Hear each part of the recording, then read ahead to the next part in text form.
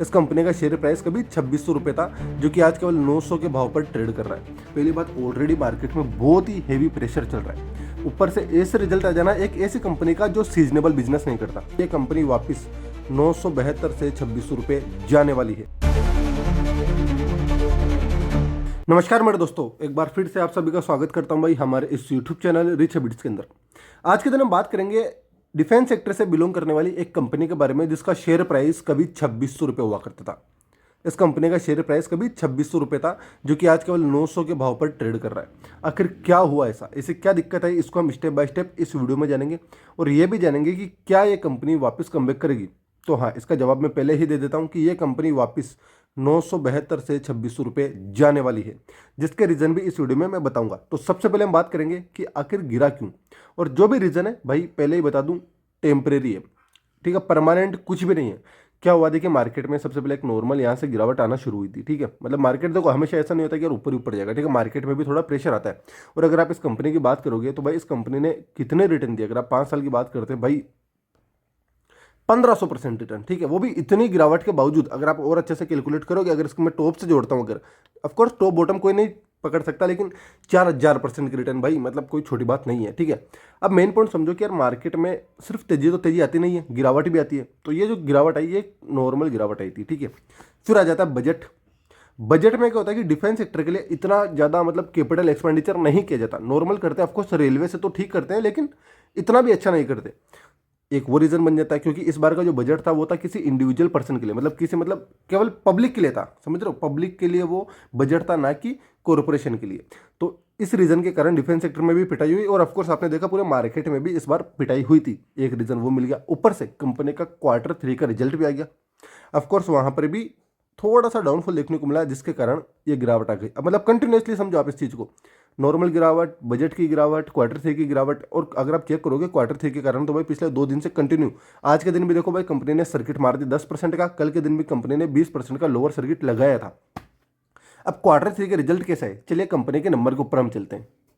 तो ये रहे दोस्तों कंपनी के क्वार्टरली रिजल्ट। और कंपनी के अगर मैं सीधा नेट प्रॉफिट की बात करता हूँ तो कंपनी का नेट प्रॉफिट दिसंबर क्वार्टर के अंदर कितना देखने को मिला, तो आप सभी के सामने भाई कंपनी का नेट प्रॉफिट केवल 43 करोड़ का देखने को मिला, जो कि पिछले क्वार्टर में कितना था, 63 करोड़ था। यानी डाउनफॉल है, ऑफकोर्स भाई डाउनफॉल है, लेकिन ईयरली बेसिस पर अगर बात करता हूँ तो 30 से 43 ऑफकोर्स प्लस पॉइंट है। अब यहाँ पर मार्केट ने इतना गंदा रिएक्ट क्यों करा, पहली बात, ऑलरेडी मार्केट में बहुत ही हेवी प्रेशर चल रहा है, ऊपर से ऐसे रिजल्ट आ जाना एक ऐसी कंपनी का जो सीजनेबल बिजनेस नहीं करता।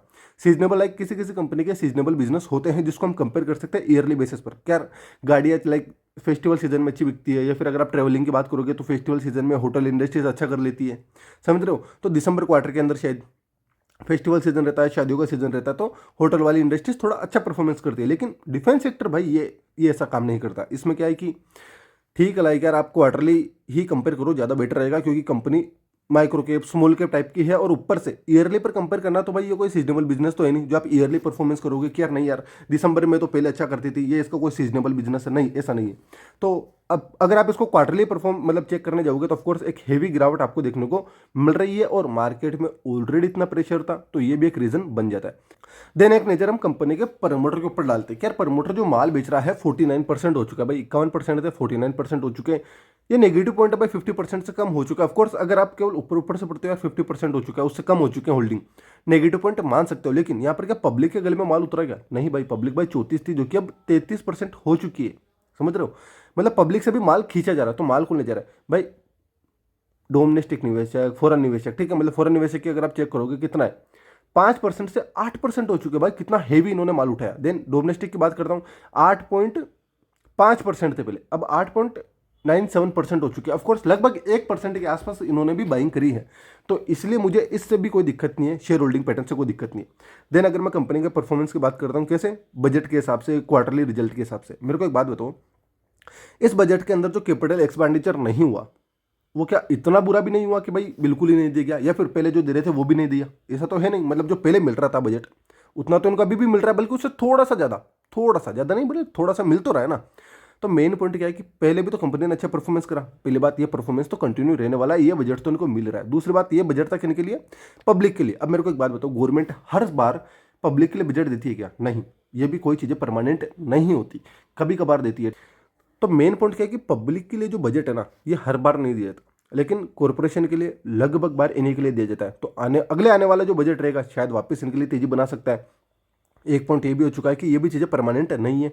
क्वार्टरली की अगर मैं बात करता हूँ, छोटी कंपनी है, अप्स एंड डाउन बहुत ज़्यादा चलते हैं। अगर मैं आपको इसके ईयरली परफॉर्मेंस दिखाता हूँ कंपनी का, तो आप चेक कर सकते हो कंपनी का नेट प्रॉफिट ईयरली बेसिस पर। भाई छोटी कंपनी है ना, आप देखो मतलब 0 से 16 हो गए, 16 से वापस 2, कितना जंप होगा और कितना गिरावट होगा इस चीज़ को समझो। फिर 13, फिर लगभग 60 करोड़ के आसपास। देन केवल 3 करोड़, भाई पूरे साल में केवल 3 करोड़ का नेट प्रॉफिट कंपनी का। उसके बाद 3 कंटिन्यू रहा, फिर 50, 130, 223। भाई छोटी कंपनी में ऐसा ही होता है। आप ये सोचकर कभी नहीं चल सकते कि हर बार अच्छा ही परफॉर्मेंस करेगा, लेकिन एवरेज देखा जाता है कंपनी का।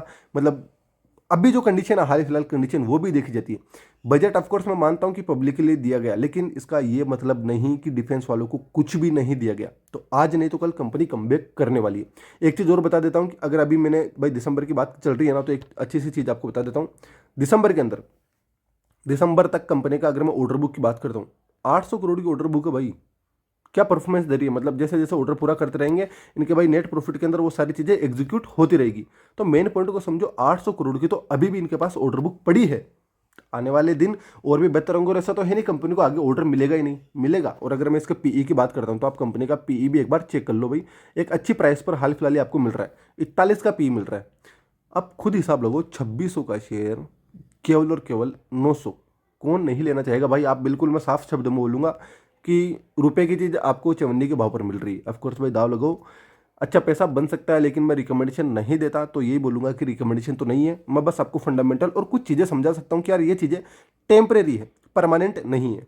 तो दोस्तों आप सभी के सामने है कंपनी का नाम जेन टेक्नोलॉजीज, जो कि ड्रोन सेक्टर से, डिफेंस सेक्टर से बिलोंग करती है।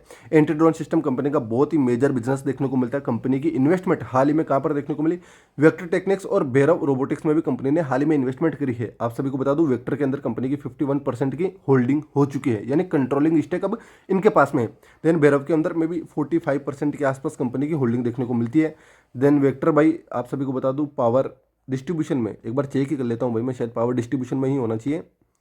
ठीक है भाई, ये रहा भाई, कंपनी 51% की होल्डिंग करती है वेक्टर टेक्निक्स के अंदर। देन इसके अलावा ये कंपनी आपको पावर डिस्ट्रीब्यूशन में ही काम करते हुए देखने को मिलती है। सॉल्यूशन प्रोवाइड करती है कहाँ पर, ड्रोन और यूएवी सेक्टर के अंदर, यानी इनका जो बिजनेस है उसकी कैपेसिटी को बढ़ाने का ये कंपनी काम करने वाली है। देन इसके अलावा 45% का स्टेक है इनके पास भैरव रोबोटिक्स के अंदर, जो कि एक ऑटोनोमस सिस्टम वाली कंपनी है।